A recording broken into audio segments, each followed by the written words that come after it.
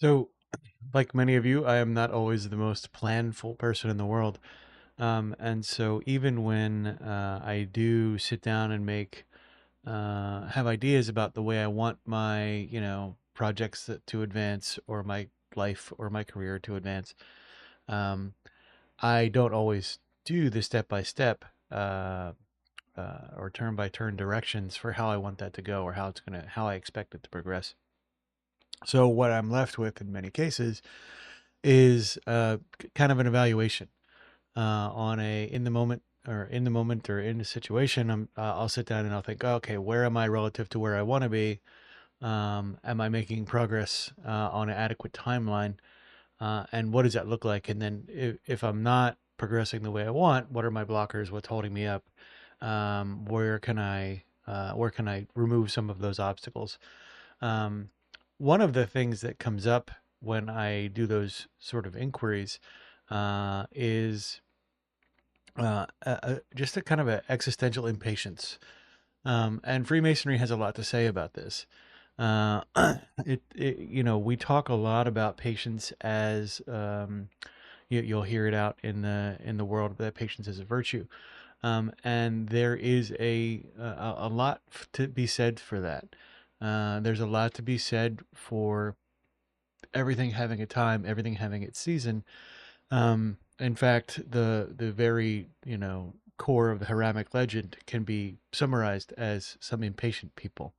Um, if you want to reduce it to the absurd, but the idea here in general is that every one of the things that you're going to do, every one of the tasks, every one of the goals you're going to try and achieve, um, does require incremental steps. And so along the way, it's important to, I think, on a daily, weekly, monthly basis, define success.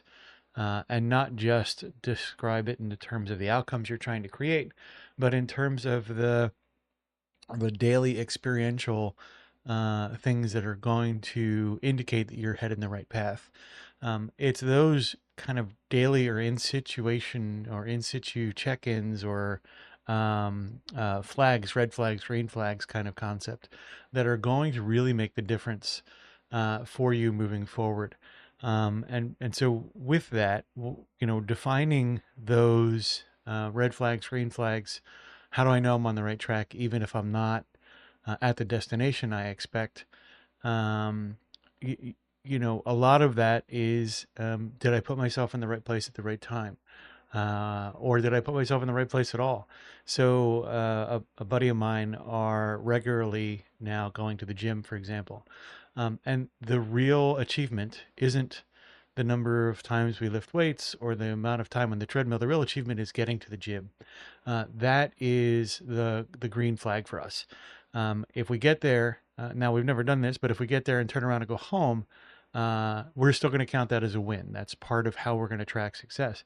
And it's having incremental progress towards our goals, because every time we get there, that's a win and we do something, which is also really nice. So with your goals and objectives, use those concepts as well to find, first and foremost, find patience and compassion for yourself.